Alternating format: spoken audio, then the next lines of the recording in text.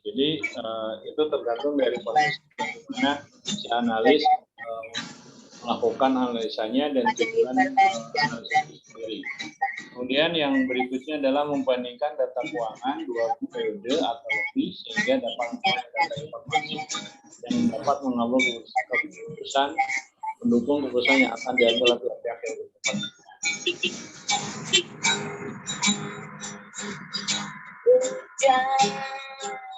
Nah, di sini tujuan analisis laporan keuangan itu adalah membantu nilai posisi dan kinerja keuangan perusahaan, membandingkan atau komparatif posisi dan kinerja keuangan baik perusahaan itu sendiri pada masa sekarang dan masa lalu, atau juga pengen membandingkan perusahaan itu sendiri dengan perusahaan sejenis yang perusahaan lainnya, bahkan dengan para perusahaan pesaing. Ya, itu bisa dijadikan sebuah alat untuk mengkomparatifkan sejauh mana nantinya strategi yang setelah dijalankan itu sudah mengena pada sasaran yang diinginkan oleh perusahaan. Kemudian membantu pengkapokan dalam mengambil keputusan. Nah, di sini metode analisisnya. Tapi sebelum ke sini, Bapak Ibu sudah pernah kan, atau sudah terbiasa kan mengenai laporan keuangan di berbagai perusahaan atau di berbagai stakeholder atau institusi? Ada yang di government nggak? Pernah bikin laporan keuangan, Pak. Nah, Oke, Fitri, laporan keuangannya perusahaan apa? Di pemerintahan desa, Pak. Oh ya, berarti kan government ya, berarti kan dia sektor publik ya. Berarti itu ada standarnya PPSAP ya, Pemerintahan Sarana Posisi Pemerintahan ya. Sekarang aturannya Kemendagri atau Kemenku? Dari Kemendagri ya? Iya, Pak, Kemendagri. Kemendagri. Kalau nggak salah itu ada apa sistemnya ya, sistem informasi pelaporannya ya, apa namanya itu? Pakai ya? sistem aplikasi Siskudes, Pak, Ya, rilis 20. Ya, Siskudes ya. Nah, karena kan kalau di pemerintahan desa itu kan kalau belum laporannya ini biasanya ada punishment. Kalau laporannya belum selesai dan belum melaporkan ada punishment, dana belum bisa cair ya. Ya. Nah, itu ya. Untuk dana desa kalau belum direalisasikan itu belum cair. Tapi kalau untuk ADD, kalau pajak belum tercapai juga 75% nggak bisa penyerapan tahap berikutnya. Oh gitu ya. Ya itu sebagai salah satu satu mungkin pemerintah di atasnya ingin mempush atau mendorong supaya tadi kinerja di bawahnya juga ikut terdorong supaya tadi mencapai target tertentu ya, sehingga menggunakan formulasi ya tadi Siskudesnya kalau dia terlaporkan akan ditahan atau gimana. Intinya adalah seperti itu ya. Nah, kalau di non government ada nggak yang sudah melihat sebuah laporan keuangan selain tadi pemerintahan desa ya? Ada yang lain? Nah, kalau di non government pasti kan itu akan terreduksi atau terlaporkan dalam setiap akhir periode, misalkan kemarin Desember, karena biasanya kalau swasta itu perusahaan-perusahaan company yang profit oriented biasanya mengambil periodisasi Januari sampai dengan Desember satu tahunnya, sehingga nanti kemarin di Desember akan kelihatan, nanti juga akan kelihatan juga di Desember seperti apa laporan keuangannya, atau juga biasanya ada laporan bulanannya ya. Nah, laporan keuangan yang ada dalam standarnya itu kan jelas ada yang namanya laporan profit and loss statement atau laporan rugi laba, kemudian juga ada laporan posisi keuangan atau neraca, kemudian ada juga laporan perubahan ekuitas, kemudian ada juga laporan arus kas atau cash flow, dan terakhir biasanya ada CALK ya, catatan atas laporan keuangan.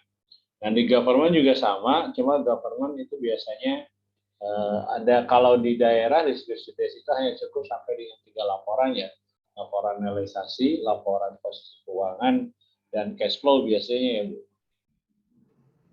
Itu diskusi itu ya.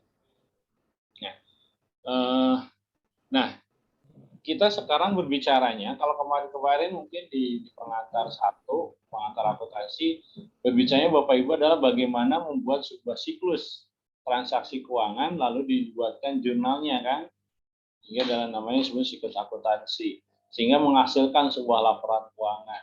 Nah, di sini kita tidak lagi akan membahas bagaimana mendokumentasikan transaksi ke dalam sebuah siklus akuntansi ya, jurnal atau buat laporan, tapi kita sudah jadi ini laporan keuangannya. Nah, laporan keuangan ini sudah jadi diperlihatkan, mau ngapain tuh, mau diapain kan gitu. Nah, di sini adalah kita akan mempelajari bagaimana kita memanfaatkan laporan keuangan tersebut untuk bisa dijadikan sebuah dasar pengambilan keputusan yang strategis bagi perusahaan atau bagi institusi itu sendiri. Bahkan kalau Bapak Ibu bisa membaca dan bisa menganalisis laporan keuangan itu, nanti juga akan menjadi sebuah kompetensi dan pengetahuan yang sangat penting bagi pengembangan itu institusi atau perusahaan itu sendiri. Contoh Bu Fitri, kalau Bu Fitri tahu hasil dari sebuah laporan keuangan dari Siskude ini, nanti bisa juga memberikan masukan kepada para aparatur di desa, khususnya tadi dalam penyusunan APBD, sektor mana yang harus di-push atau diperbesar, sektor mana yang harus dikurangi, sehingga nanti pencapaian tujuan dari peningkatan kesejahteraan atau peningkatan keuangan atau peningkatan kesejahteraan desa itu sendiri bisa tercapai. Nah, itu bisa dilakukan dari sebuah laporan analisis keuangan itu sendiri ya. Nah, di sini kita tadi akan melihat apa saja metode yang dilakukan dalam menganalisis laporan keuangan. Nah, hari ini sederhana saja untuk laporan keuangannya, analisisnya.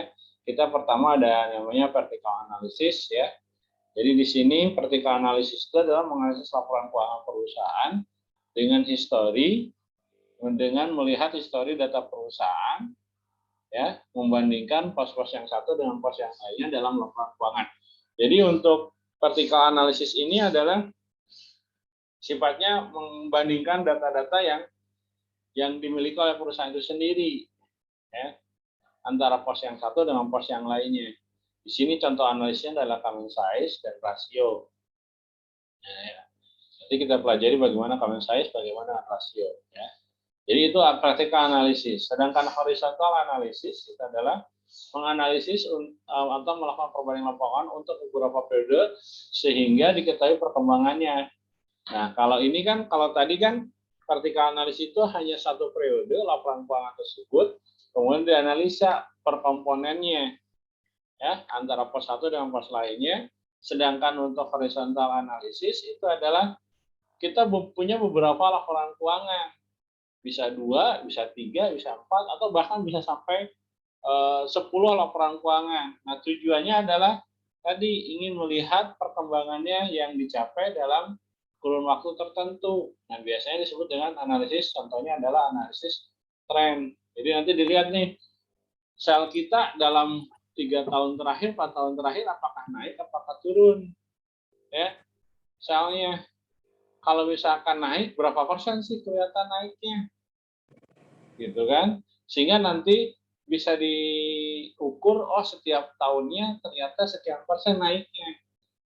Nah, dengan budget sekian yang kita misalkan tadi anggarkan dalam di awal tahun, kita mencapai penjualan seperti ini.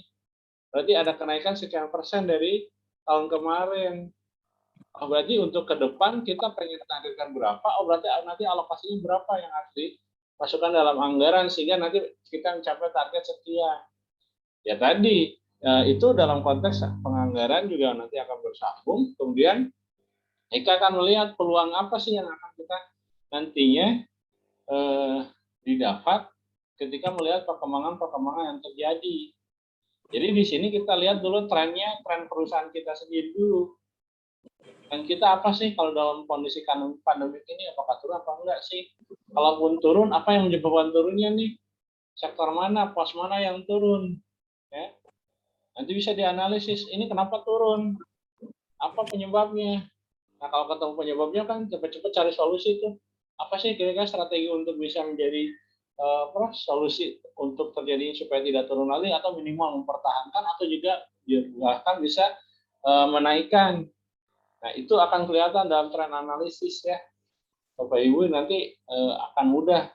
Jadi kalau Bapak Ibu ditanya sama top manajemen, kalau misalkan di desa sama kepala desa, kalau di perusahaan ke sama manajer, kira-kira apa sih yang harus kita lakukan untuk tahun depan?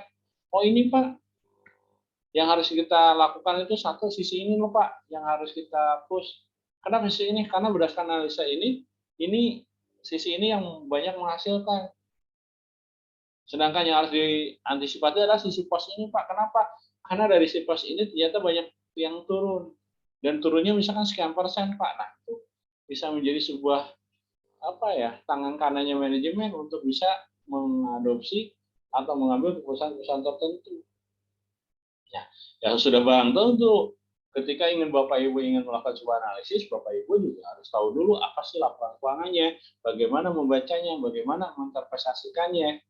Lalu setelah itu Bapak Ibu kuasai metode-metode analisisnya. Oh, manajer pengen bahwa tahun depan pengen ada peningkatan sel di bidang atau di sektor ini. Kira-kira strategi apa? Oh, kita analisis nih perkembangannya, trennya apa nih sisa-sisa ini. Oh, ini ada ini ketahuan. Berarti kita masih masukkan.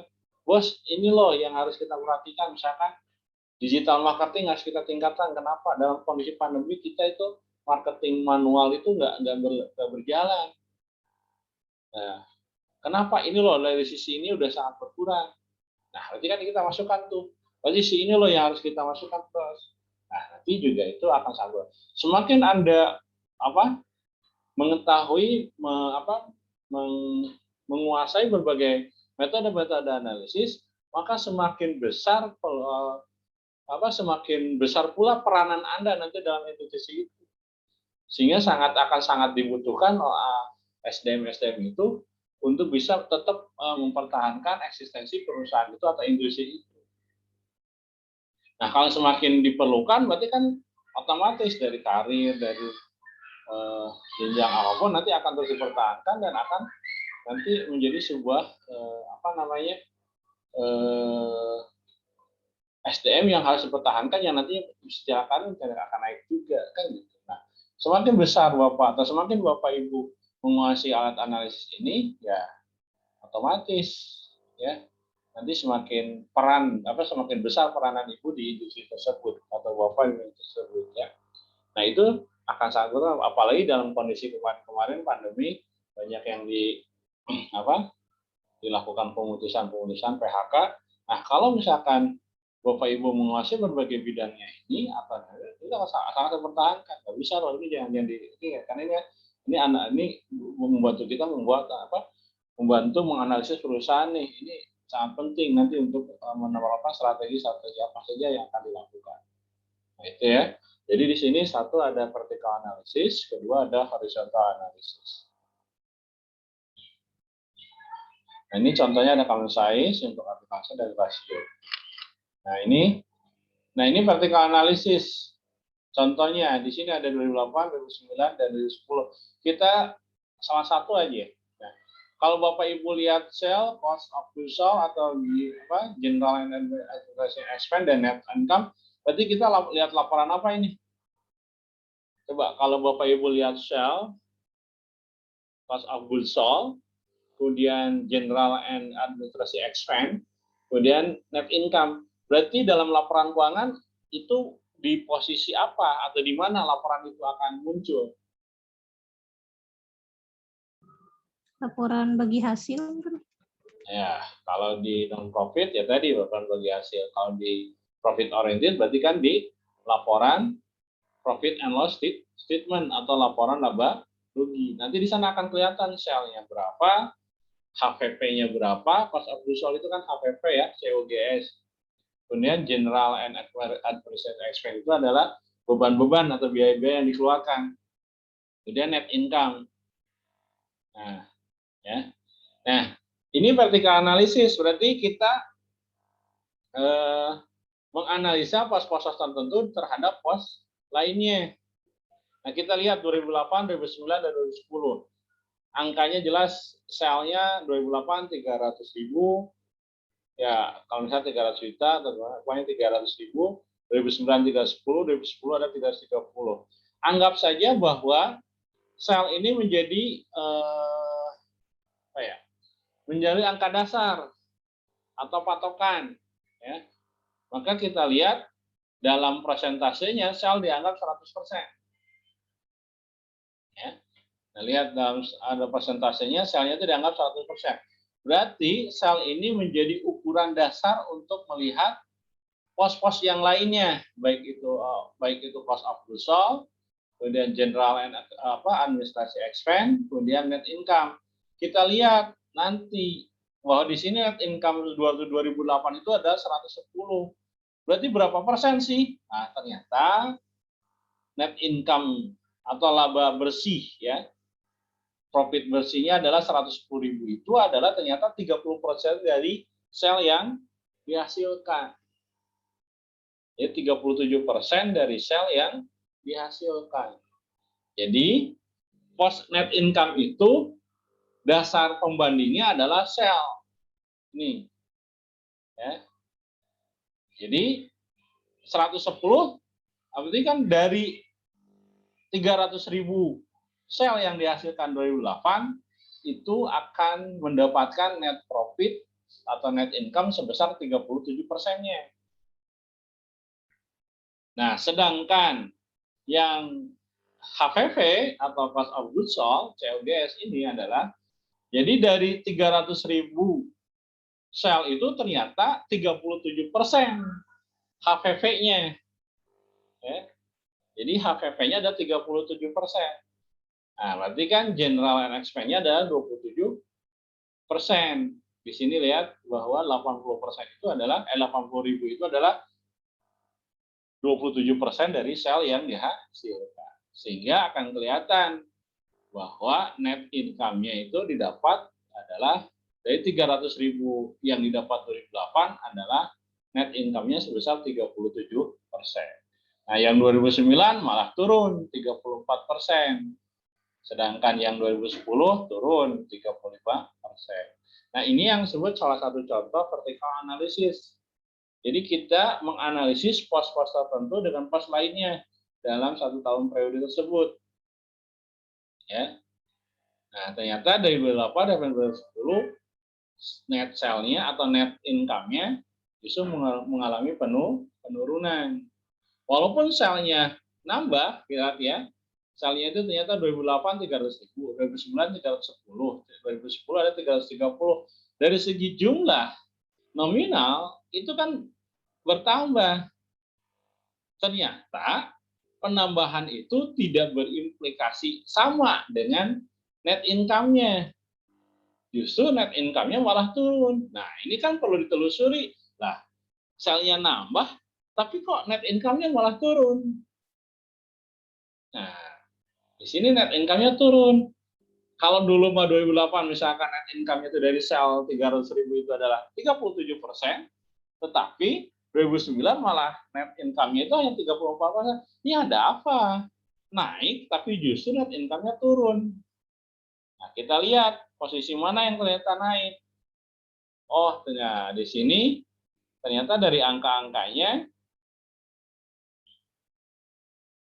dari general expense atau dari bebannya ternyata selnya naik tapi ada beban juga yang naik 100.000. Jadi bebannya ternyata lebih besar dari tahun 2008. Maka net selnya atau net income-nya berkurang. Bahkan di 2010 bebannya naik. Nah, nanti dari hasil ini akan nanti kan briefing nih, apalagi misalkan perbagian dalam sebuah perusahaan. Kan nanti biasanya presentasi tuh bagian manajemen. Kita itu naik sebenarnya selnya dibandingkan 2 tahun ke belakang. Tapi anehnya net income kita turun. Otomatis kalau net income kita turun, kinerja kita akan dianggap turun juga, kan gitu ya. Nah, ini ada apa? Ternyata setelah ditelusuri, oh ya gini bos, ternyata dari 2 tahun ke belakang beban expense kita atau expense kita ternyata naik dibandingkan tahun-tahun sebelumnya. Nah, kan ditelusuri nih, ada apa nih beban naik? Apa yang kurang efektif? Apa yang terjadi pemborosan? Nah, disinilah salah satu fungsi bagaimana analisis ini bisa mencari solusi terjadinya sebuah tadi kemunduran atau juga melihat keberhasilan. Nah, kemudian dilihat dari sosok dari cost of goods sold (HPP). HPP kita nurun, berarti kan dari segi produk sebenarnya harganya turun. Selnya naik, harusnya kan net profitnya besar, naik juga. Ini ada apa? Oh, ternyata ada expense atau biaya yang justru naik. Jadi percuma dong, kita sudah bisa bersaing, HPP kita berkurang, atau HPP kita bisa ditekan, tetapi di satu sisi ada expense yang justru naik. Biaya-biaya yang dikeluarkan adalah naik. Nah, berarti kan mana yang harus dilakukan sebuah recovery atau misalkan tadi refocusing atau misalkan istilahnya sekarang itu adalah mana yang harus dilakukan langkah-langkah solusi untuk menekan supaya net income itu naik kembali. Nah, di sini kan sudah bisa fokus. Tidak mesti harus lihat ke cost of goods sold. Kalau udah jelas, sudah ditekan, udah bagus. Tiap tahun nurun. Justru yang harus kita perhatikan adalah general and administrative expense. Berarti di sini biaya-biaya itu ternyata malah naik. Nah, kita teliti apa yang itu. Nah, di sanalah fungsi dari sebuah analisis vertikal analisis ini. Sehingga nanti ketika briefing atau misalkan akan kelihatan apa sih yang menyebabkan terjadinya penurunan income. Ini ternyata dari sisi general expense kita terlalu boros. Apa yang terjadi terlalu boros? Ditelusuri lagi lebih dalam. Sehingga nanti ditemukan solusinya. Oh, ternyata penyebabnya, oh ternyata ini. Setelah itu ketemu, oke, berarti ini harus apa nih? Ke depan harus seperti apa nih? Nah, itu ya salah satu contoh bagaimana manfaat vertikal analisis. Ya. Bapak Ibu paham nggak dengan angka-angka ini? Yang sampai saya tadi bicarakan, Bapak Ibu nggak ngerti apa sih angka ini? Silahkan, ada yang mau tanyakan dulu nggak?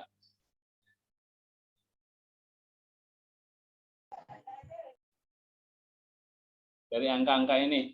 Pak Herni, Pak Adik, Bu Sitwi, Bu Fitri, Pak Agus, Bu Yeni, Laura, gimana? Siti, Rosmianti, Mbak, Sudah Pak. paham? Paham ya terhadap laporan-laporan ini ya? Paham Pak. Ya. Tidak ada yang tanyakan dulu?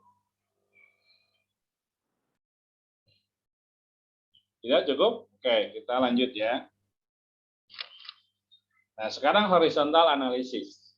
Saya langsung ke contohnya ya. Penjualan tahun 2009 itu kan jelas 310.000. Dan tahun 2010 adalah 330.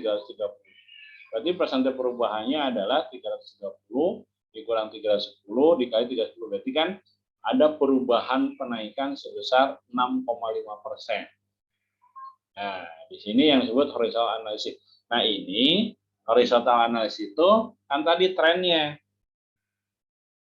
Jadi trennya adalah bahwa tahun 2009 dan 2010 ternyata selnya naik 6,5%. Ya, 2009 ke 2010.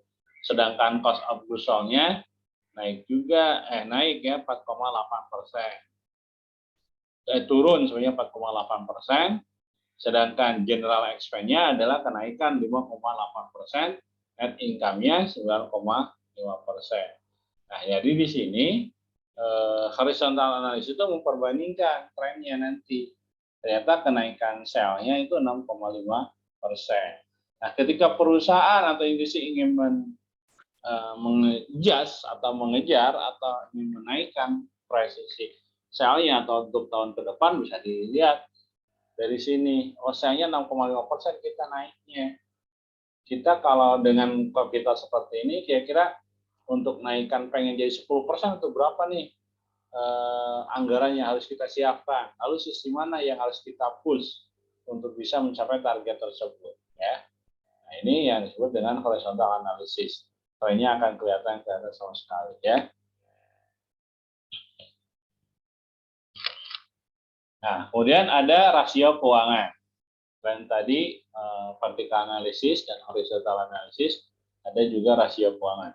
Rasio keuangan saya rasa ini sudah familiar di Bapak Ibu, ya, bagaimana rasio keuangan ini sangat-sangat dijadikan tolak ukur dalam menentukan strategi-strategi perusahaan, ya, khususnya perusahaan-perusahaan yang profit oriented, gitu ya. Rasio-rasio ini yang paling banyak dijadikan pedoman dalam mengukur kinerja atau membandingkan kinerja, khususnya juga dalam mengevaluasi. Karena biasanya rasio inilah yang biasa menjadi makanan sehari-hari dalam memprediksi atau menginterpretasikan sebuah laporan keuangan. Ya. Nah, di sini rasio keuangan ini sangat banyak dilakukan karena ya tadi satu, mudah melaksanakannya atau memformulakannya, kedua sangat mudah juga untuk menginterpretasikannya, sehingga institusi atau manajemen akan sangat juga mudah untuk melakukan sebuah analisisnya, ya. Nanti juga hasilnya juga akan kelihatan. Oh, ternyata solvabilitas kita naik sekian persen. Apa yang menyebabkan, kan gitu ya. Oh, ternyata dari profitabilitas kita misalkan turun. Kenapa turun? Kan gitu ya. Nah, ini nanti ada rasio profitabilitas, likuiditas, solvabilitas. Nah, dalam setiap jenis-jenis perusahaannya, rasio-rasio ini juga nanti akan menjadi faktor utama. Contoh misalkan untuk perusahaannya Pak Agus, pasti kan selain profitabilitas ada likuiditas juga yang harus diperhatikan, gitu kan? Ya, nanti juga banyak likuiditasnya sisi mana, apakah current asetnya atau current rasionya, quick rasionya, cash rasionya, atau CAR-nya, kan gitu ya. Nah, kalau misalkan di government sih tidak terlalu, tapi mungkin di government lebih ke pencapaiannya, kan gitu ya. Kalau di Pak Agus otomatis rasio-rasio ini sangat menjadi faktor utama ya, khususnya dalam profitabilitas dan likuiditas, gitu ya. Nah, tidak semua rasio keuangan digunakan kita melakukan analisis ya. Jadi tidak mesti harus seluruhnya. Kita lihat dulu tujuan analisisnya mau kemana kita. Kalau misalkan ingin melihat likuiditasnya, oke, analisis apa yang harus kita butuhkan. Jadi laporan apa yang harus kita siapkan datanya, kan gitu ya. Kalau misalkan untuk solvabilitas, oh berarti apa data yang harus kita lakukan, ya. Jadi tidak seluruh harus kita lakukan, kecuali kalau bisa, kalau kita ingin menganalisis secara keseluruhan. Berarti semua rasionya kita analisis, kita hitung, nanti kita investasikan. Investasikannya hasilnya seperti apa? Karena nah ini yang sebenarnya yang jadi harus Bapak Ibu pahami itu adalah kalau masalah menghitung saya Bapak Ibu jago lah. Menghitung itu udah pasti bisa semuanya. Cuma hasilnya ini yang harus Bapak Ibu perhatikan.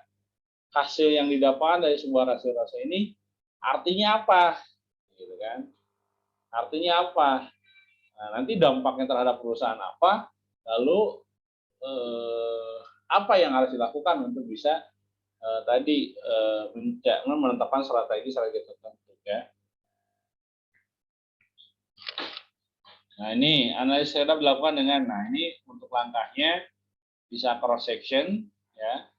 Cross section itu membandingkan rasio keuangan perusahaan berbeda waktu yang sama, bandingkan perusahaan dengan pesaing utama ya. Misalkan Pak Agus disaingkan dengan Adira, misalkan BAP, atau BJB, sektor mana kan itu bisa itu ya. Kalau time series, evaluasi perkembangan kinerja perusahaan melalui rasio keuangan time series khusus satu perusahaan saja, lalu time series-nya dilihat, jadi perkembangannya seperti apa. Nah, ini untuk rasio yang pertama, likuiditas, ada yang namanya current ratio, di mana formulanya adalah aset lancar dikurangi dengan utang lancar. Bapak Ibu sudah pernah kan melakukan analisis rasio ini? Kayaknya udah ada yang pernah belum? Ibu Disti gimana? Udah pernah nggak? Ibu Disti, institusinya di mana Ibu Disti? Di BPR, Pak. Nah, BPR. Pasti likuiditas menjadi tolak ukur utama, benar nggak? Iya, betul. Nah, tolak BPR pasti likuiditas. Ya. Sekarang standar minimalnya berapa tuh Bu, likuiditas? Untuk BPR? Likuiditas tergantung sih, Pak ya, skalanya berapa gitu kan kalau untuk Ya, BPR untuk kecil. angkatan BPR. BPR-nya BPR kan berarti ya BPR tuh yang berarti tergantung kapitalnya ya Bu ya. Iya, Pak. Nah, kapitalnya ya. Mm-mm. Oke. Berarti nah kalau BPR otomatis nih likuiditas yang faktor utama selain profitabilitas ya. Nah, Iya, Pak. kemudian kalau solvabilitas urusannya NPL ya Bu. Iya, betul. Nah, NPL-nya tuh yang harus diperhatikan karena biasanya NPL juga akan tergantung akan mempengaruhi likuiditas juga ya Bu. Sangat berpengaruh sekali, Pak. Ya, kalau nggak salah BPR jangan lebih dari 5% ya. Iya, betul. Di atas 5 udah gawat. Udah gawat banget ya. Jadi harus ditekan 1-5. Ya bagusnya sih 0% ya. Lancar semua, tapi jarang ya Bu ya. Ada yang Jarang, Pak. Paling 1 atau yang di angka 1-2% aja udah bagus ya Bu ya. iya. So. Itu udah bagus NPL-nya. Berarti itu kan semuanya kalau NPL 1-2 bagus itu juga kalau kita analisis berarti kinerja analis kreditnya bagus gitu kan. Kemudian pekerja lending fundingnya juga lendingnya juga bagus juga yang mencari nasabahnya kan gitu ya. Iya, betul. Nah, itu kan soal perawatan nasabah. Iya, perawatan nasabah berarti kan bagus, kinerja bagus. Nah, itu kan salah satu tolak ukur mengukur kinerja bagian-bagian tertentu dengan melihat sebuah analisis rasio ini kan gitu. Ada kali BPR udah jelas, patokannya jelas gitu kan. Ada standar yang dikeluarkan oleh BI-nya kan gitu ya.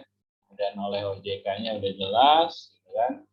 Tinggal nanti standarnya mengikuti berapa range di kapitalisasinya ya. Kapitalnya di angka 50 miliar ya berapa di bawah. Kalau nggak salah di ya 50 miliar, 20 miliar ya kalau nggak salah ya. BPR itu ya. Kalau ya jangan samakan misalkan dengan BRI gitu kan beda lagi kapitalisasinya kan gitu ya.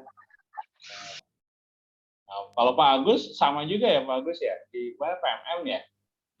Sama Bu, sama Pak, sama. Sama ya, berarti sekelas dengan BPR ya. Betul. Ya, sama kita juga di BPR sih sebetulnya Pak. Oh BPR juga ya. Iya berarti kan. Ya itu tadi ya itu kan likuiditas dan nanti berpengaruh NPL-nya juga ya. Nah berarti kalau Bu Disti sama Pak Agus sudah nggak asing lah dengan bahasa-bahasa ini ya, formula current ratio ini ya. Nggak apa-apa Bu ya, sambil ngulang aja Bapak Ibu ya. Pak. Iya Pak, nggak apa-apa. Oh ini bahasa ini udah makanan sehari-hari kan gitu. Tapi nggak apa-apa karena ini materi seperti ini ya Bu. Nanti kita iya lihat. Pak. Yang lain ya mungkin nanti akan bisa berguru, mungkin bisa juga berguru sama Bu Disti sama Pak Agus gitu ya. Sama ya untuk rasio likuiditas selain tadi current ratio ada quick ratio. Nah ini lebih kalau istilahnya lebih liquid lagi ya. Kenapa? Karena aset lancarnya itu mengurangi persediaan. Berarti lebih liquid lagi. Nah, ya. Cuma harus diperhatikan di sini bahwa untuk likuiditas itu kan sebenarnya ya. Nah ini likuiditas ini kan mengukur kemampuan perusahaan dalam memenuhi kewajiban jangka pendek yang segera jatuh tempo. Nah kalau ini current ratio ini kan semua aset lancarnya dibandingkan dengan utang lancarnya. Jadi kan termasuk persediaan. Nah Kalau di BPR sih nggak ada ya persediaan ya Ibu ya. Hanya langsung ke sini ya, ke current ratio langsung ya. Dan untuk persediaan itu ke perusahaan-perusahaan dagang ya. Nah, ini harus hati-hati. Kalau ngitungnya saya rasa mudah. Contoh kalau misalkan aset lancarnya 1 miliar, utang lancarnya adalah 500 juta. Jadi berapa hasilnya? Current rasionya. 1 miliar dengan 500 juta. Berarti hasilnya 2 kali ya. Benar kan? 2 kali. Apa arti 2 kali itu? Nah, ini yang harus dipahami. Dua kali, Pak. Coba Pak Agus bisa menerangkan apa arti 2 kalinya itu? Ya, kalau menurut saya ketersediaan dananya bisa diputarkan 2 kali, Pak. Ketersediaan dana. Atau juga bisa dikatakan bahwa jaminan utang lancar itu setiap 1 rupiah utang lancar dijamin 2 rupiah aset lancar yang dimiliki oleh perusahaan. Ini kalau di sini semakin besar semakin bagus kan gitu ya. Iya. Nah, itu ya. Jadi utang lancarnya lebih sedikit, aset lancarnya banyak. Berarti ketika perusahaan itu melakukan operasi seperti Pak Agus sama Bu Disti, berarti di sini likuiditasnya sangat baik kan gitu ya. Jadi itu akan akan juga menambah kepercayaan para nasabah kan gitu. Jadi kalau nasabah mau simpan nggak masalah, sewaktu-waktu mau diambil juga tidak terlalu ribet kan gitu ya. Paling aturannya aja ya. Iya, Pak. Karena juga nggak mungkin tiba-tiba harus ngambil 1 miliar gitu kan 1 hari, nggak bisa ya. Ada aturan ya di BPR ya? Ada, Pak. Itu di bawah berapa sekarang yang mengaturan 50 juta atau 100 juta? Sebetulnya tergantung permintaan, Pak. Cuman dari bank penyedianya kadang-kadang suka harus dari awal, Pak. Iya, pasti harus dari awal ya. Iya, sebelumnya biasanya di atas 100 juta, Pak. Di atas 100 juta baru harus ada pemberitahuan terlebih dahulu ya. Iya, Pak. Karena kalau langsung tiba-tiba, pernah saya dulu tuh, Pak, sebenarnya di bank umum ya, bank plat merah. Tapi karena mungkin saya ngambilnya banyak waktu itu dan di luar kota, kena cas ya lumayan. Pak, mohon maaf kalau Bapak ngambil sekarang segini, casnya besar, ada casnya, oke nggak apa-apa, bro, karena emang perlu waktu itu. Waktu itu kan lucu ya, ngambil duit sendiri, tapi karena emang lumayan gede, ya ada biayanya Pak, katanya gitu. Ya. Itu ada nggak di BPR seperti itu? Kalau di BPR belum ada, Pak, belum pernah menemukan. Kalau di bank umum ada tuh, dulu saya pernah ngalami itu. Waktu ngambil di luar kota, besar dana yang saya ambilnya, Pak ada kena cas. Ya walaupun sebenarnya tidak sebanding ya yang saya ambil, ya cuma kan agak ininya, kita ngambil uang sendiri kok kita dikenai biaya kan, itu aja sih sebenarnya. Ya, kalau nggak salah. Waktu itu emang saya nggak memberitahu terlebih dahulu, kan biasanya sehari sebelumnya harus konfirmasi dulu bahwa misalnya besok saya mau ngambil sekian kan gitu ya, biasanya kan gitu ya. Nah, emang kemarin waktu itu, satu emang saya lupa, kedua saya nggak tahu bank di sana berapa kontaknya, jadi ya pas datang pas diambil ya mau ya harus diambil langsung ya dikena cas, ya nggak masalah sih, penting itu kan karena urgent ya. Nah itu ya, jadi di sini harus diperhatikan itu adalah saya tidak khawatir Bapak Ibu dalam menghitungnya, saya rasa Bapak Ibu jago lah menghitungnya, bisa. Yang saya ingin Bapak Ibu perhatikan adalah bagaimana menginterpretasikan data hasil dari analisis formula-formula yang dipakai seperti tadi, bahwa misalkan kalau aset lancarnya 1 miliar, utang lancarnya 500 juta, hasilnya ada 2 itu apa? 2 kali itu apa?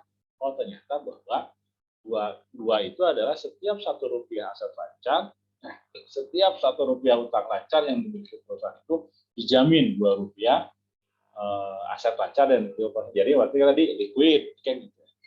Tapi ini secara keseluruhan aset lancar. Nah, kalau quick ratio ini lebih liquid lagi. Kenapa? Tadi aset lancarnya adalah yang benar-benar liquid. Liquid itu adalah bisa cepat dicairkan kan gitu ya. Nah, untuk persediaan kita singkirkan.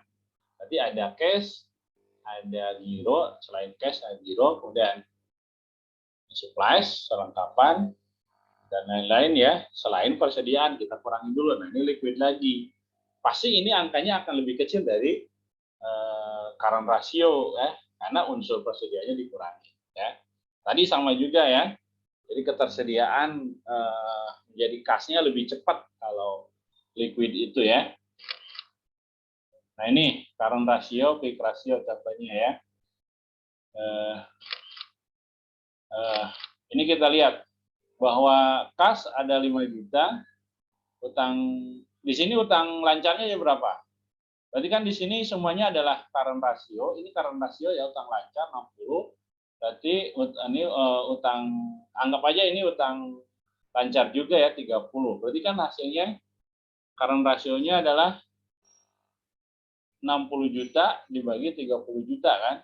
Berarti hasilnya 2. Nah, 2 kali ini adalah tadi ya, bahwa setiap 1 rupiah. Jadi di sini kemampuan perusahaan untuk membayar utang lancar dengan aset yang dilancarnya atau aset lancar yang ada dimilikinya 2:1 atau 200%. Artinya setiap 1 rupiah utang lancar yang dimiliki perusahaan dijamin dengan aset lancar sebesar 2 rupiah. Nah, kalau quick ratio lebih liquid lagi, kita unsur persediaannya kita kurangi. Tadi persediaannya berapa? Persediaannya 25 juta, berarti kita kurangi. Jadi 35 ya. Nah, berarti kan di sini 35 juta, 60 dikurangi 25 dibagi 30 juta, berarti 1,167. Apa artinya 1,167? Di sini.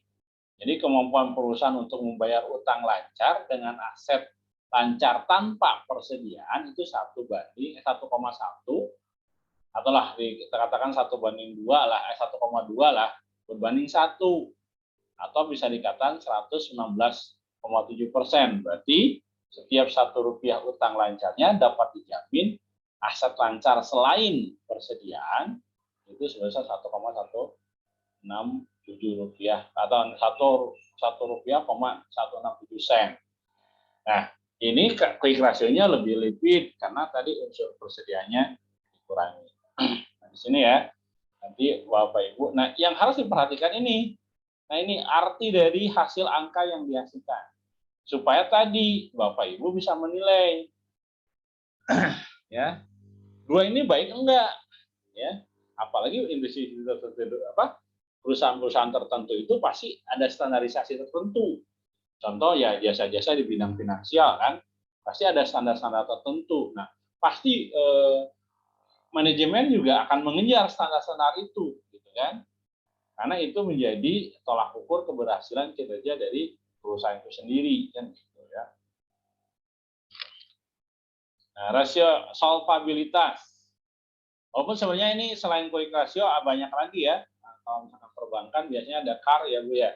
BPR itu ada CAR ya. Current Asset Ratio ya. Nanti ada CAR-nya itu formulanya khusus kalau nggak salah ya. Nah, ini rasio solvabilitas. Nah, ini juga sama. Jadi rasio ini dapat melihat seberapa jauh aktiva perusahaan dibiayai oleh utang atau pihak luar dengan kemampuan perusahaan yang digambarkan dengan equity atau modal. Perusahaan yang baik mestinya memiliki komposisi modal yang lebih besar daripada utang. Ya. Nah, ini lihat solvabilitas ya. Ada kalanya perusahaan besar, asetnya besar, tapi dia tahu-tahu jatuh lah. Kenapa? Nah, saya kemarin baca jurnal ekonomi dan baca juga artikel di CNBC Asia ya. Perusahaan, nah di Cina sekarang lagi ada sebuah krisis ya, krisis di bidang properti. Gitu ya. Kenapa demikian? Karena perusahaan besar Cina itu properti yang disebut Evergrande itu adalah perusahaan properti Cina itu sekarang lagi mengalami kebangkrutan, mengalami krisis finansial yang sangat besar. Nah, ini mempengaruhi terhadap sektor-sektor yang lain. Ya. Bahkan sektor-sektor penunjang perusahaan-perusahaan, kan Cina itu kalau nggak salah lagi ekspansinya membangun infrastruktur di berbagai negara ya, termasuk di Indonesia kan. Nah, salah satu penyokongnya adalah ada perusahaan Evergrande. Evergrande ini adalah perusahaan Cina yang sangat besar dan terkenal di dunia, merupakan perusahaan properti yang di Cina itu membangun hampir bisa katakan 60% pembangunan perumahan properti atau properti di Cina itu dibangun oleh Evergrande. Nah, sekarang mulai ada kolaps. Kenapa demikian? Ini di solvabilitasnya. Ternyata Evergrande ini itu adalah sumber-sumber dana atau sumber-sumber aset yang dia punya itu ternyata lebih sebagian besar adalah dari pinjaman-pinjaman. Nah, sekarang itu pinjamannya mendekati jatuh tempo, walaupun tidak jatuh tempo atau 2001, kalau nggak salah jatuh temponya adalah 2022 sama 2003 sampai 2004 yang akan jatuh temponya. Itu hampir mendekati rasio sekitar 50% aset perusahaan itu sendiri. Ya. Rata-rata di angka 1.200 triliun kalau nggak salah. Nah, itu akan jatuh tempo. Nah, ini ya Bapak Ibu bisa dilihat, nanti bisa dieksplor bagaimana Evergrande mulai gonjang-ganjing.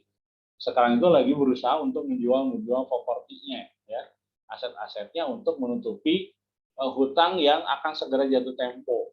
Bahkan di berbagai perusahaan di berbagai negara, aset-aset dari Evergrande ini dijual ya, karena tadi untuk nah ini akan bisa dilihat dari solvabilitas ini, rasio probabilitas ini.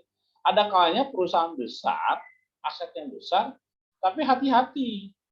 Komposisinya apakah besar itu karena equity-nya atau besar itu karena hutangnya, liability-nya. Ya. Nah, ini juga sama ya hati-hati itu seperti itu. Kan bagusnya itu adalah komposisi ketika perusahaan itu mempunyai equity besar, ya komposisinya harus lebih besar equity-nya daripada utangnya.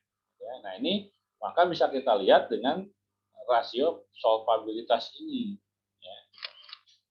Nah, rasio total utang. Nah, apa saja rasionya? Ini ada namanya debt to total asset ratio. Ya.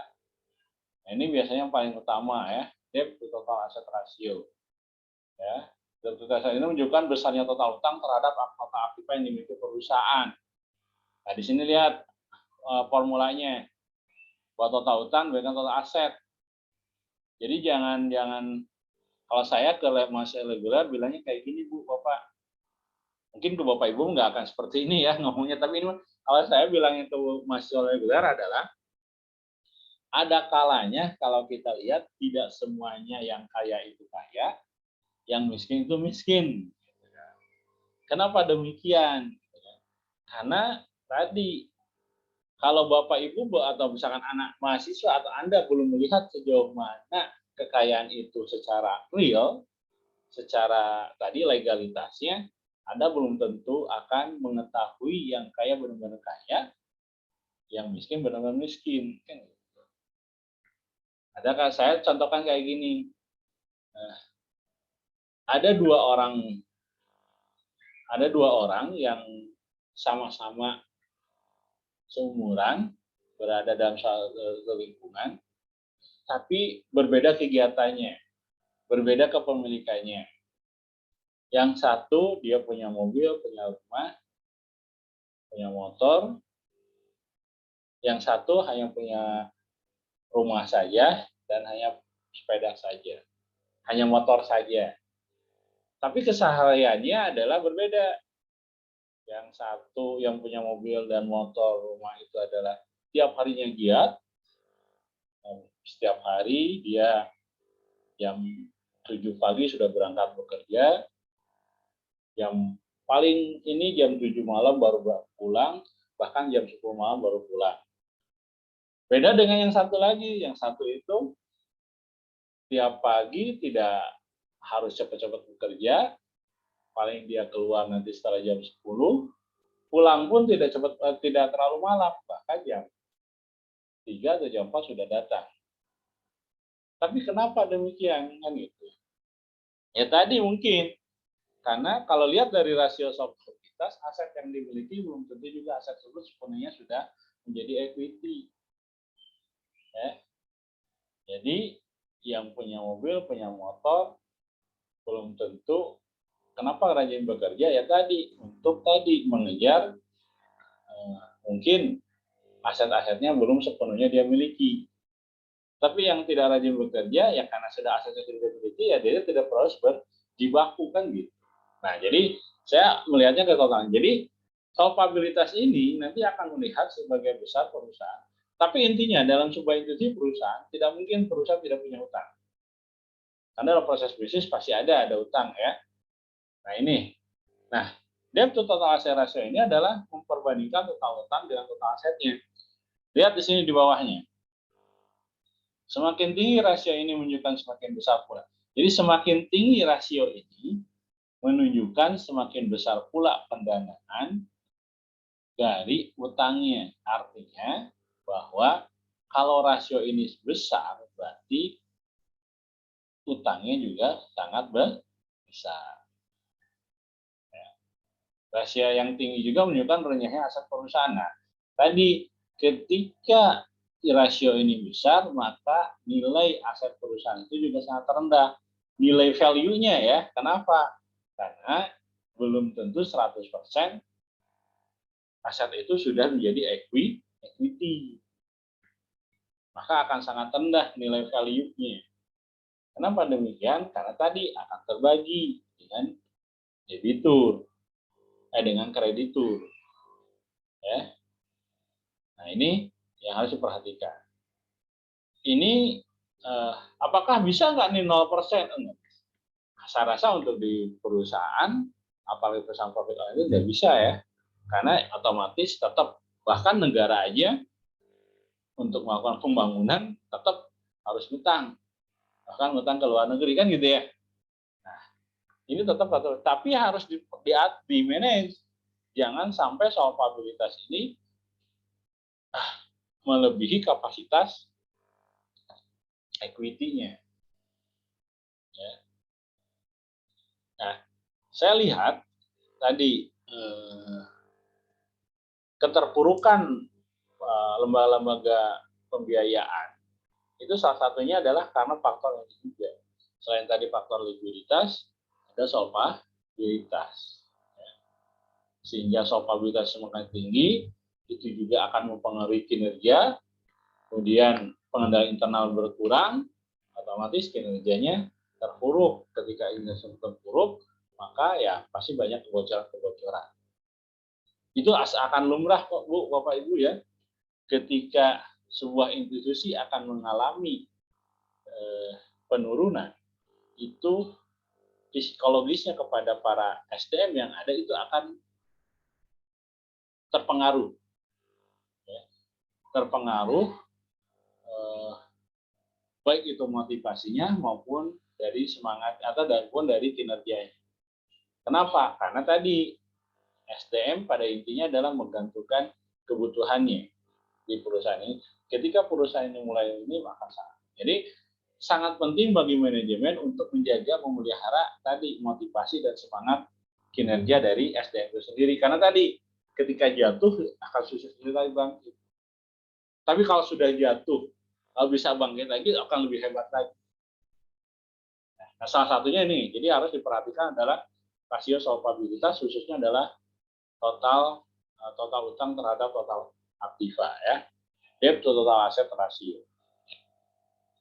Berikutnya, nah ini ada juga kalau tadi antara total utang dan total aset, ini total utang terhadap ekuitasnya. Debt to equity ratio ya. Berarti berapa nih?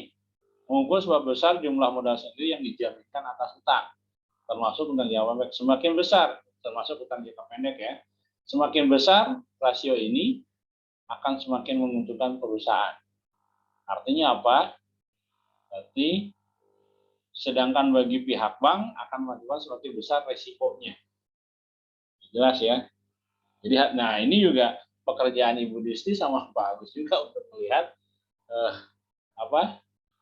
rasio ini untuk calon nasabahnya ya. Kalau nasabahnya adalah badan ya, kalau perorangan mah tidak terlalu ya.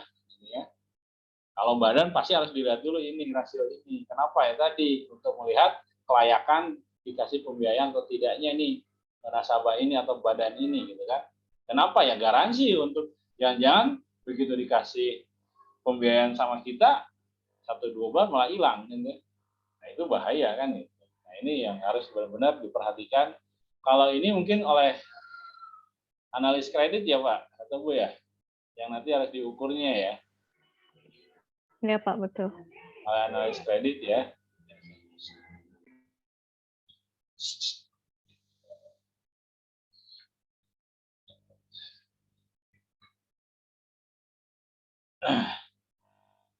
Nah, ini peran analis kredit juga harus benar-benar diperhatikan ya, karena ujungnya awalnya dari sini. Kalau analis kreditnya tidak benar memberikan kerjanya, penilaiannya, nanti akan berakibat ke pembiayaannya kan gitu ya. Biasanya kerasanya nggak kelihatan 1-2 kali ya, udah 3 kali 4 kali baru kelihatan. Nah, ini salah satu contoh bagaimana menghitung debt to equity ratio ya. Kita lihat total aktifanya, utang jangka pendeknya, utang jangka panjang, utang saham, total utang dan kalau ini ya. Nanti balance ya. Aktiva sekian, ekuitas sekian dengan utangnya. Berarti, nah untuk debt to equity ratio berarti kan total utang dibandingkan dengan pemegang saham. Berarti kita lihat di sini ekuitas pemegang sahamnya 1,7. Berarti kan total hutangnya ini dibandingkan yang ini ya 3,2 dibandingkan 1,7.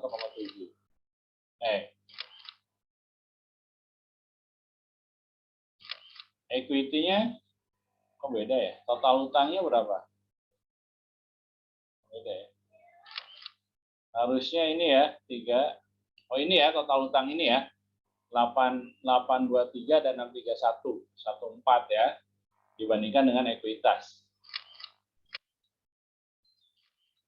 Ya, 0,81 atau 80%, 81%.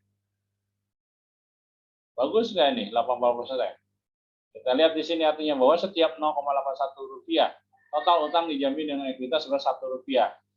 Setiap 1 rupiah yang diberikan kepada pemegang saham, itu memberikan 0,1 pendanaan utangnya. Ini sebenarnya jelek ya, 81%, harusnya lebih besar lagi, lebih kecil lagi ya. Berarti kan utangnya besar, masih besar ya. Mau menyamai ekuitasnya. Ya kan, kalau tadi di likuiditas semakin besar rasio yang dihasilkan, maka semakin bagus. Nah, kalau di solvabilitas di sini di debt to equity ratio semakin kecil semakin bagus kan gitu ya. Kalau semakin besar semakin jelek ya. Ini debt total asset ratio tadi total utang dengan total aset 0,45. Ini kan dengan aset seluruh aset ya. Jadi 40% dari aset yang dimiliki oleh perusahaan itu adalah didanai oleh utang. Sedangkan yang didanai oleh equity-nya hanya 55%. Jadi hampir sebanding ya, walaupun tidak 10% ya. Tapi masih di bawah gitu kan, masih di bawah equity-nya gitu kan. Jadi harusnya ya sebenarnya semakin kecil lagi semakin bagus ya. Nah ini tadi solvabilitas sama profitabilitas. Kalau profitabilitas ini dalam mengukur kemampuan perusahaan dalam menghasilkan laba. Nah, Ibu pasti di sini berperan juga ya. Kalau BPR kan nanti selisih dari funding dan lendingnya ya. Fundingnya berapa, lendingnya berapa kan gitu ya. Nanti selisihnya plus beban ini ya. Nah, nanti berapa selisih yang didapatkan, maka profit itu yang terjadi ya. Nah, rasio profitabilitas ini mengukur perusahaan dalam masa laba, menunjukkan pengaruh kebijakan likuiditas, manajemen aktiva, aktivitas, manajemen utang terhadap hasil operasional perusahaan. Ya tadi Ya, ini kaitannya dengan kinerja. Semua perusahaan yang profit oriented orientasinya adalah profit. Tujuan utamanya kan. Tapi profit yang bagaimana yang harus dicapai oleh perusahaan. Ya. Nah, ini harus diperhatikan.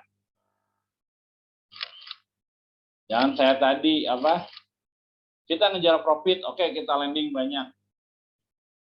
Analis kredit diperlonggar. Tahu-tahu NPL naik, bahaya juga kan? Gitu kan? Kenapa demikian? Karena tadi kalau NPL naik berarti kan ada kemungkinan tidak balik. Jadi akan semu profitnya. Kan gitu ya, akan semu. Kenapa semu? Karena belum bisa dikatakan kas seluruhnya. Ya. Nah, biasanya kalau orang-orang manajemen, ya ibu mungkin ya, paling jago ngatur ini ya. Karena tadi satu sisi pengen kinerja baik gitu ya. Ya.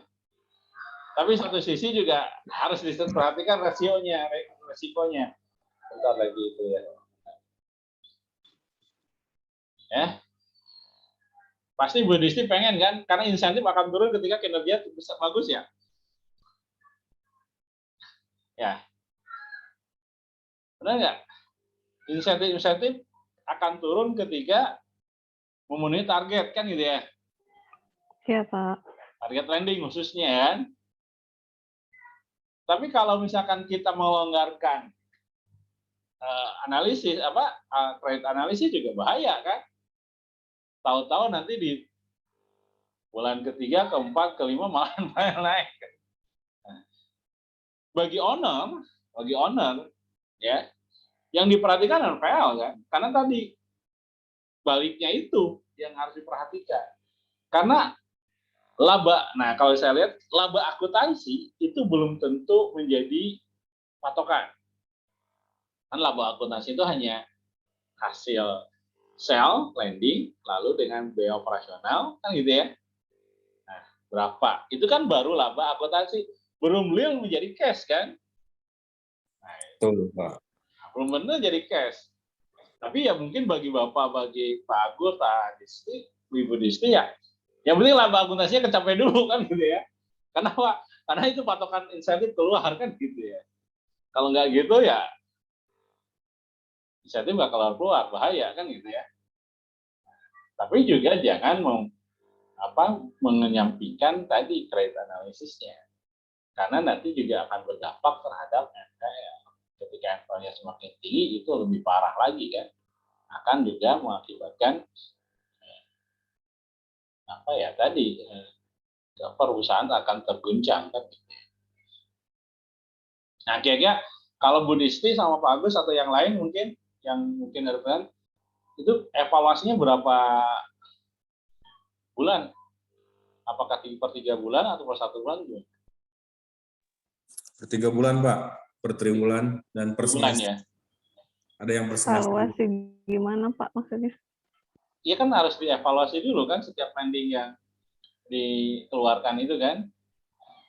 Setiap nasabahnya benar nggak nih anjurannya, benar nggak nih ininya, lalu lihat benar nggak nih dari segi NPL-nya sudah kan gitu ya. Itu kan nggak mungkin 1 tahun langsung evaluasinya 1 tahun nanti, nggak mungkin kan. Itu bahaya kalau 1 tahun itu kan. 3 bulan biasanya. Per 3 bulan ya.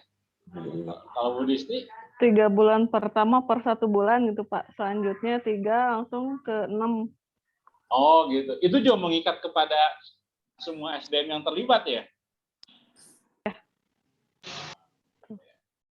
Iya, itu kan mengikat ke kredit analisnya, ke marketingnya, kan gitu ya, ke manajernya, supervisornya gitu kan, mengikat semua ya.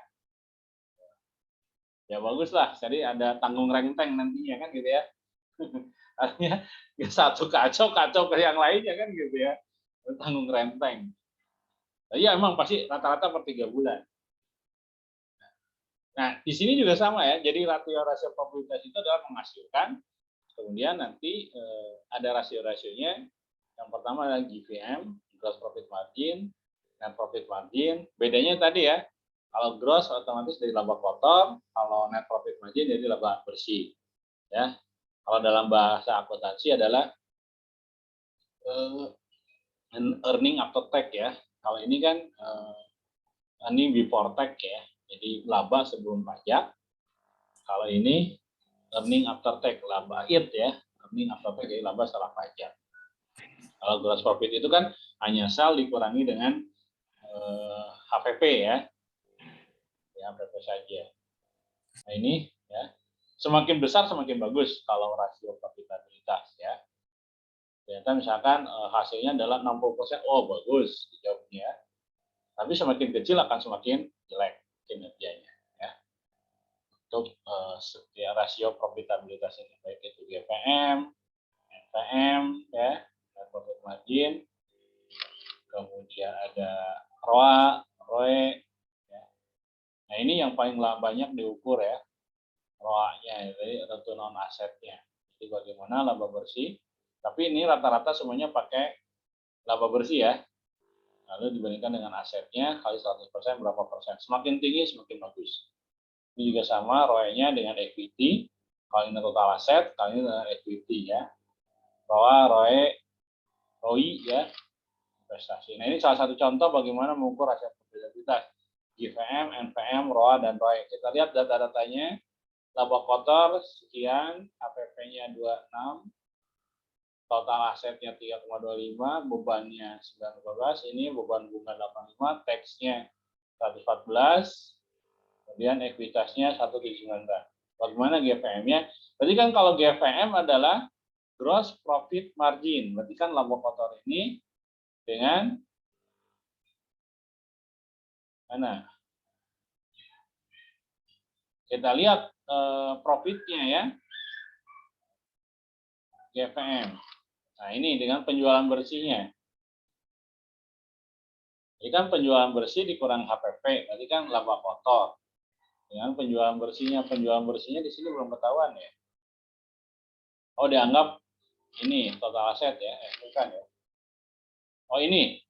Jadi laba penjualan bersihnya adalah jumlah laba kotor ditambah HPP ya. Ini kan. Jadi 1,3 ditambah 2,6. Berarti penjualan bersihnya 3,9 ya. Berarti di sini gross profit margin-nya adalah 32,9%. Ya. 32,9%. Ya, samalah ukurannya dengan BPR ya, 30-40% ya.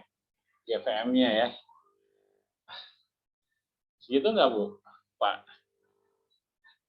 Atau di atas itu? Wah, kalau di atas sudah gede banget ya. 40, Pak. 40 ya? Iya. Berapa, Pak? 40? 40, maksimal 40. Oh, 40. Ya. Jadi ya 30-40 ya rata-rata EPN nantinya seperti itu ya. Karena nanti diselisihkan ya. Nah, berarti kan di sini setiap Rp1 penjualan memberikan penghasilan kotor 0,32 sen. Berarti sebentar ya.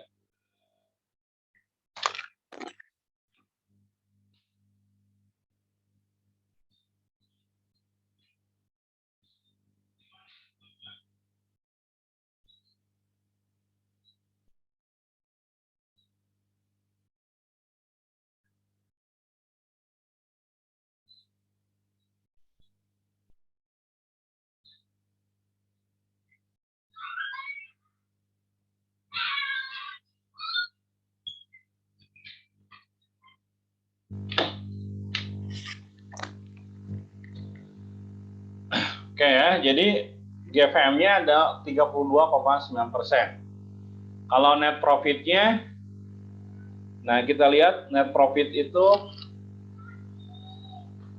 laba kotor dikurangi dengan biaya-biaya ini kan, ADM, bunga, dan pajak. Berarti kan ini ya. Nah ini, laba kotor ini dikurangi dengan ini ya.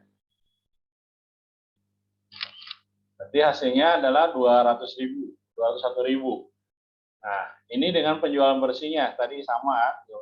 Di sini 5%, 5,404%. Berarti kan ya semakin sedikit net profitnya, cuma 5%. Ya. Kalau 40% bisa mencapai net profitnya. Kalau GPM-nya 40%, ya saya lihat 25% biayanya ya bisa sampai 15-10% net profitnya ya. Nah, ROA-nya ini, ROA itu adalah laba bersih dibagi dengan total aset. Nah, tadi kan laba bersihnya 201 dibagikan 325, 3.250 kali 1%, 6,8% ROA-nya. Jadi asetnya itu, total asetnya hanya menghasilkan laba bersih 6,18% dari total aset. Kalau ini adalah dari ekuitasnya malah besar ya. Dia 19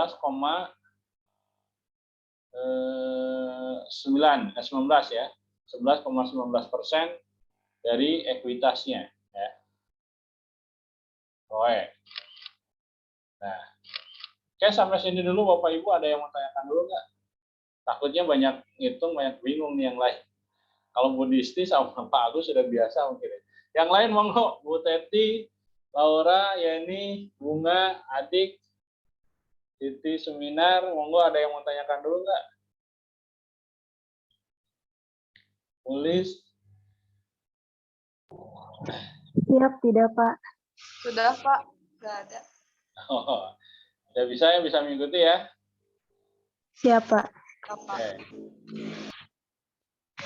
Oke, kita lanjut lagi ya. Kita ke slide berikutnya. Nah ini ya, tadi jelas bahwa ini adalah rasio profitabilitas. Sebenarnya banyak juga profitabilitas selain ROA, ROE juga ada ROI ya. Kemudian tadi GPM, earning per sale juga ada, tergantung. Jadi semakin besar, semakin kompleks perusahaan itu, maka akan semakin banyak juga rasio-rasio yang diperlukan untuk melihat kinerja atau melakukan evaluasi terhadap operasional perusahaan itu sendiri ya. Tapi semakin sedikit atau tidak semakin kompleks dan semakin kecil perusahaan itu, maka ya rasionya juga akan semakin sedikit ya. Rasio aktivitas. Nah, kalau ini aktivitas ini untuk mengukur ini seberapa cepat perusahaan menghasilkan kas, ya, atau ini efisiensi, ya. Jadi sumber daya yang dipunyai oleh perusahaan apakah efektif atau tidak ya. Nah, ini sebagai aktivitas. Pertama adalah inventory turnover. Inventory turnover ini adalah formulanya adalah harga pokok dibandingkan dengan persediaan. Nah, kalau ini angkanya, nominalnya, berarti berapa inventory turnover-nya, berapa persen. Ya. Kalau ini adalah inventory turnover in day, jadi untuk melihat berapa hari. Nah, kalau Bapak Ibu di lembaga keuangan juga untuk bisa memberikan pembiayaan pada perusahaan-perusahaan dagang, kayak PKL, kayak kelontongan, ini perlu juga dipertimbangkan ya. Kenapa? Karena semakin besar, semakin sering perputarannya, maka dia omsetnya semakin bagus. Jadi kalau ini harga presentasinya berapa? Kalau ini harinya. Jadi 360 hari itu adalah hari dalam 1 tahun dibagi perputaran persediaan. Ya, nanti ini persediaan yang 360 bagi HPP-nya. Nanti inventory turnover-nya makin baik bagi perusahaan. Jadi makin tinggi, makin baik. Alasannya apa? Gini, sederhananya kayak gini. Kalau usaha, ini kok kelontongan lah, semakin banyak jualannya, semakin banyak belanjanya, semakin sering belanjanya, berarti kan jualannya semakin laku kan itu ya. Kalau misalkan tolak kelontongan dalam 1 hari, misalkan dalam 1 minggu belanjanya 3 kali, berarti kan 2 hari per 2 hari dia belanja barang kelontongannya habis, atau bukan tidak habis, laku, ya. Jadi kan semakin sering dia, semakin besar inventory turnover-nya, maka semakin bagus. Kenapa? Karena semakin menghasilkan sell atau penjualan. Ketika semakin banyak menghasilkan penjualan, maka semakin bagus juga untuk mendapatkan net profit. Nah, itu juga harus dipertimbangkan dalam perusahaan ya. Ini berasa besar persentasenya kalau ini harinya ya. Dan ada receiver turnover. Nah, ini juga sama nih. Nah, kenapa? Nah, saya tanya nih, receiver turnover. Mungkin Pak Budisi, Pak Agus juga tahu ya. Penjualan kredit dalam piutang semakin besar receiver turnovernya semakin bagus ya, semakin cepat kembali. Jadi kenapa sih yang harian dengan yang mingguan dengan yang bulanan selalu cepat yang harian? Kenapa ya tadi? Walaupun kecil, tapi yang harian bisa cepat kembalinya. Beda dengan yang mingguan, besar tapi ya tadi turnovernya beda. Jadi kenapa? Ada nggak Pak Agus atau Pak Budisti di harian, yang main di harian? Atau semuanya di bulanan? Yang Harian, Pak. Oh, ada harian. Saya bulanan Pak di SIM. Oh, ada harian. Nah, kalau harian biasanya harus megang-megang pasar tertentu ya. Pasar mana gitu ya. Iya, Pak. Nah, itu ya. Ya itu tuh ya yang harus diperhatikan. Jadi kalau ini tadi kinerja dari turnovernya atau persediaannya. Pak Agus ada hariannya juga ya, berarti ada skala kecilnya juga ya. nggak ada mingguan, Oh, mingguan, berarti lebih baik per bulanan ya. tergantung Gimana Pak? tergantung produk kreditnya. Oh, tergantung produk kreditnya. Ya. Berarti Bapak bermacam-macam, ada yang bulanan juga ada ya? Bulanan ada, Pak. Oh, ada ya. Ya. Nah, ini receiver turnover itu ya semakin cepat ya semakin baik. Artinya piutang yang perusahaan akan semakin kembali ke kasih semakin cepat kalau inventory turnover-nya, receiver turnover-nya semakin cepat ya. Jadi kalau ini rasio ininya perputarannya, ini harinya ya. Ini rasio perputarannya, kalau ini hari perputarannya. Kalau ini misalkan perputarannya adalah 1 tahun adalah 12, berarti ini harinya pasti 30. Kenapa? Karena tadi kalau 12 berarti kan perputaran dalam 1 tahun, maka bulanan dia main. Kalau ternyata di sini adalah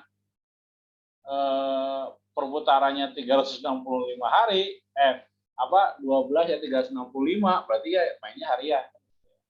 Di sini. Jadi untuk di sini perputarannya berapa kali? Nah, di sini untuk melihat berapa satu putarannya itu berapa hari, berapa minggu atau berapa bulan, ya. Nah, ini di sini. Receiver turnover in day-nya. Nah, aset turnover. Di sini aset turnover adalah perputaran aset. Ini formulanya adalah penjualan bersih dibandingkan total aset. Ya tadi semakin besar semakin baik ya. Rasio pasar ini juga sama. Nah ini ini adalah perbandingan antara laba bersih dengan setelah pajak pada 1 tahun buku dengan jumlah saham yang terdekat. Nah ini kalau sudah perusahaannya berbentuk PT ya, perusahaan terbatas ya. Yes. Kalau BPL ya ada saham, ada juga ownernya tunggal ya. Tergantung ini ya. Nah ini kalau untuk perusahaan-perusahaan yang main di bursa efek ya, atau perusahaan-perusahaan yang sudah go public. Ya. Nah ini formulanya. Jadi nanti laba bersih setelah pajak dengan jumlah saham. Jadi berapa? Nanti akan ketahuan berapa hasil yang diperoleh setiap lembar sahamnya dari laba bersihnya. Tapi itu dia tergantung dari RUPS-nya ya, apakah laba bersih itu dibagikan semua, ataukah sebagian, tergantung dari keputusan RUPS-nya ya. Nah ini pendekatan price earning ratio dalam penentuan nilai suatu saham dilakukan dengan bentuk beberapa rupiah, uang yang diinvestasikan dalam sebuah satu saham untuk mengurai 1 rupiah pendapatan dari saham tersebut. Oleh para investor ini digunakan untuk prediksi kemampuan perusahaan dalam menghasilkan laba. Jadi tujuannya price earning ratio ini adalah bagi para investor yang akan menanamkan investasinya di sebuah perusahaan. Jadi ingin dia lihat berapa sih perusahaan ini mampu membayar labanya kepada setiap satu lembar saham yang beredar di pasaran. Ya. Semakin tinggi maka semakin baik itu perusahaan dan akan semakin banyak diminati oleh investor. Ya. Kalau di Indonesia masih dikuasai oleh perusahaan-perusahaan rokok ya, kayak Jarum itu sahamnya, kemudian earning per share-nya juga sangat besar ya, sehingga masih dikuasai ya di Indonesia itu. Walaupun memang sekarang bergeser juga ke industri-industri digitalisasi ya, transportasi dan komunikasi ya, termasuk juga industri retail digital ya, sekarang bergeser. Tapi masih tetap dipegang oleh perusahaan-perusahaan rokok ya kalau di Indonesia. Kalau di dunia ya tadi saham-saham yang share-nya besar ya dikuasai oleh perusahaan-perusahaan yang menguasai teknologi ya, kayak Google ya, kemudian ya Alibaba dan sama ya. Dan itu kalau perusahaan-perusahaan yang besar sehingga harga sahamnya pun itu bisa naik pesat ya. Kenapa? Karena tadi investor itu akan melihat saham-saham yang atau perusahaan-perusahaan yang bisa memberikan share-nya ke setiap lembar saham yang dia jual. Ya.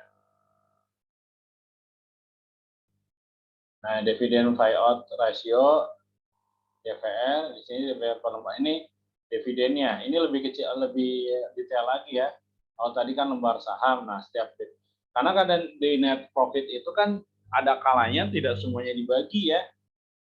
Itu tergantung dari keputusan RUPS-nya. Jadi kalau RUPS itu adalah rapat umum pemegang saham kan, nanti ditentukan tuh berapa besaran share yang akan diberikan kepada yang akan dijadikan dividen. Nah, tapi biasanya juga harus ada jelas alasannya kenapa tidak seluruhnya diberikan dividen. Misalnya ada pengembangan usaha, ada pengembangan untuk investasi. Nah, itu di dalam RUPS dijelaskan juga ya kenapa pembagian dividennya tidak seluruhnya. Karena banyak juga dalam sebagian besar dividen itu tidak diberikan net laba atau laba bersih itu tidak diberikan semuanya kepada dividen ya. Nah ini kalau lihat akan lihat dividennya. Jadi berapa tuh dividen yang berapa persen yang dividen diberikan kepada setiap lembar sahamnya berdasarkan pendapatan yang diterima pelembar saham. Ini contohnya ya. PT Jaya selalu pada tahun 2012 membayar dividen pada pemegang saham biasa sebesar 15,12 miliar. Laba bersih yang diperoleh PT Jaya ini adalah 98,776 miliar. Sampai akhir tahun, jumlah saham PT Jaya selalu beredar di 378 juta lembar saham biasa. Nilai buku sahamnya adalah 378 saham dan harga sahamnya PT Jaya selalu di pasar di harga saham. Hanya 1.450 per lembar saham. Berapa IPS, KAR, dan DPR-nya? Kita lihat. Pembayaran dividen adalah 15 miliar ya. Laba bersihnya 9,2 miliar, 92 miliar, jumlah saham 308 yang beredar, nilai bukunya 300 juta. Berarti kan per lembar sahamnya berapa ini? 378 juta. Ini berarti 1.000 ya. Jadi per lembarnya sekitar 1.000 ya, 1.000 per lembar saham. Ya, 1.000 ya, 1.000 per lembar sahamnya. Oh ya, nah ini nilai nominal ya, nominalnya, nilai bukunya. Kalau, nah ini harga lembar di pasarannya. Di sini kan 1.000 ya. Nah sekarang di sini ternyata harga pasarnya 1.450, berarti dia bonafit ya, karena harga pasarnya 1.450 padahal harga saham nominalnya adalah Rp1.000. Nah di sini earning per share-nya berapa? Laba bersih dikali jumlah saham, berarti kan laba bersih ini ya 92 miliar dibagi jumlah saham 378 juta lembar saham. Berarti setiap lembar saham itu kemungkinan akan memperoleh Rp245 ya labanya. Tapi itu belum tentu karena kan tergantung dividennya berapa yang dibagikan. Nah, sedangkan price earning ratio, harga saham per lembar, jadi harga saham per lembarnya ini kan harga pasarnya 1.400 dibagi dengan tadi earning per share-nya 245, itu 5,9 kali. Ya, 5,9 kali, sedangkan dividen per share-nya adalah dividen yang dibayarkan 15 miliar dibagi dengan jumlah lembar saham. Jadi dividen yang diterima adalah 40 lembar saham. Padahal kalau dari sininya kan 245 ya. Tapi ya tadi ternyata dividennya hanya 40 rupiah per lembar saham yang diperolehnya. Ya. Sedangkan dividen pay ratio-nya adalah 16,3%. Jadi 40 lembar dibagi dengan rasio 245-nya ini ya, earning per share-nya. Jadi 16,3%. Jadi kemungkinan besar dividen yang diperoleh itu adalah 16,3% dari earning per share-nya. Jadi earning per share itu adalah laba yang kemungkinan diberikan pada setiap lembar sahamnya, sedangkan dividennya dibagikan hanya sekitar 16,3%. Bahkan tidak sampai 20% ya. Nah ini sampai sini Bapak Ibu. Sebelum saya tambahkan nanti di analisis indeks dan contoh analisis nanti. Oke, sampai sini ada yang mau tanyakan dulu nggak?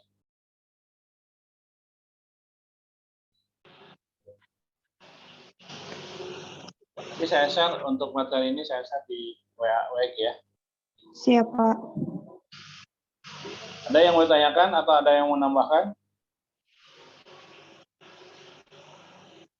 Baik, Pak, tidak. Tidak ada, Pak. Oke, saya cukup ya untuk hari ini. Cukup, Pak. Nanti saya share di WA materinya.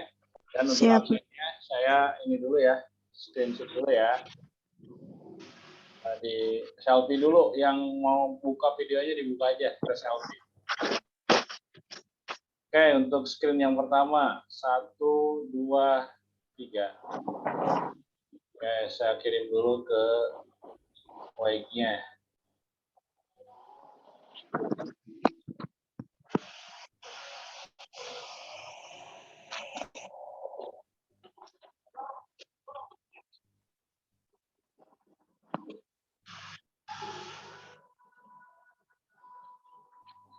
Oke, screen yang kedua. Oke, bunga udah kelihatan sekarang. 1, 2, 3. Tara juga udah kelihatan sekarang. Oke. Share.